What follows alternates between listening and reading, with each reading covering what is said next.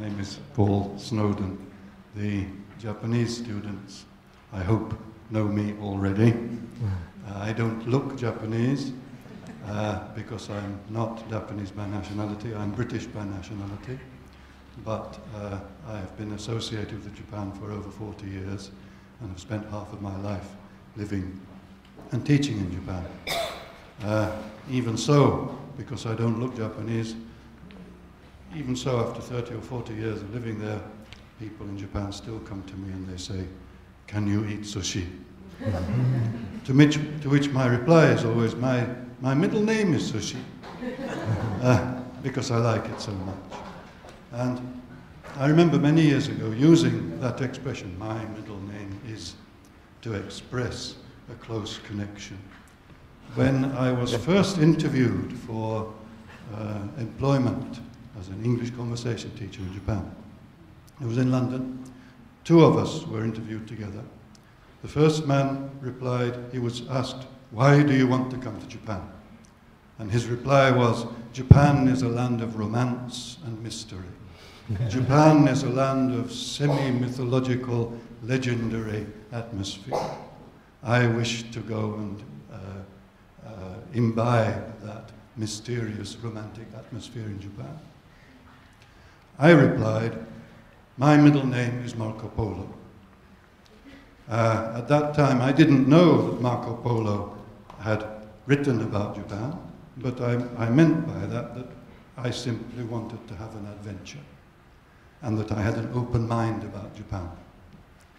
I got the job.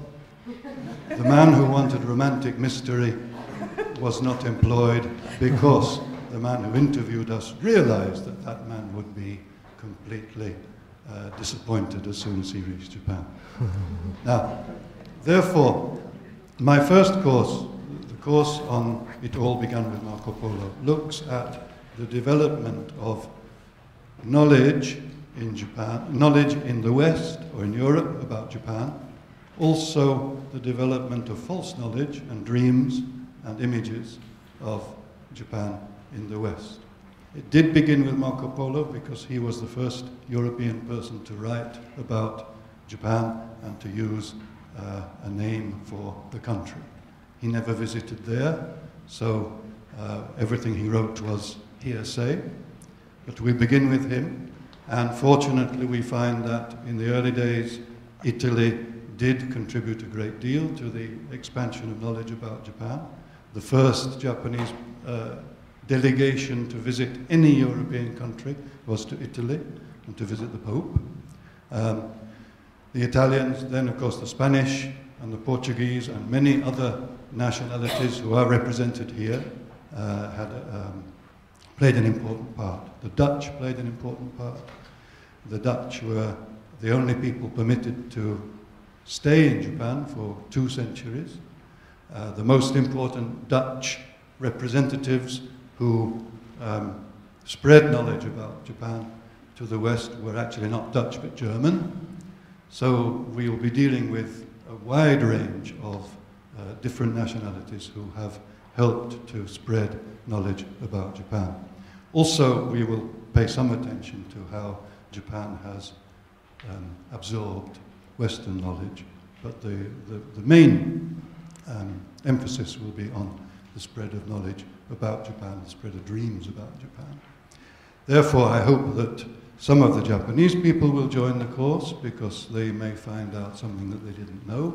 But of course, I also hope that some of the other nationalities who have contributed to this spread of knowledge will take part.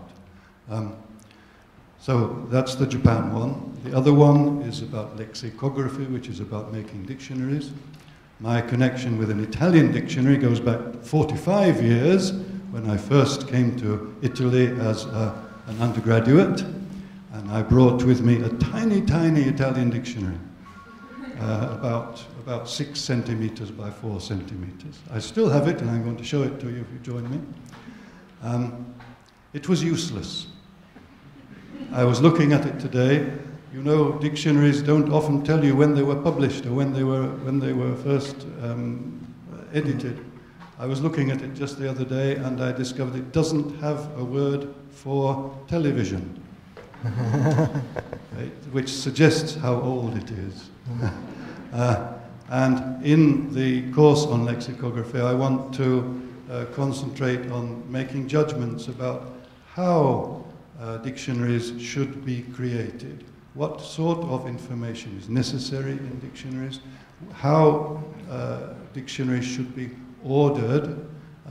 Do you put the most common use of the word first, or the oldest use of the word first, for one thing? Do you give information about grammar? Do you give information about pronunciation, and many other things? Dictionaries at present are at a turning point. I collaborated in producing a very big Japanese dictionary in 2003, and we haven't sold many, because everybody wants electronic dictionaries and online dictionaries. So we've made much more money in converting it onto CD-ROM. The age of paper dictionaries is changing, but it's not over. So that's what we will do. Those of you in Japan who know me know that I speak a lot. Fortunately or unfortunately, in Japan also we have 90-minute classes, so it's no problem for me to speak for 90 minutes. I'm proving that to you now.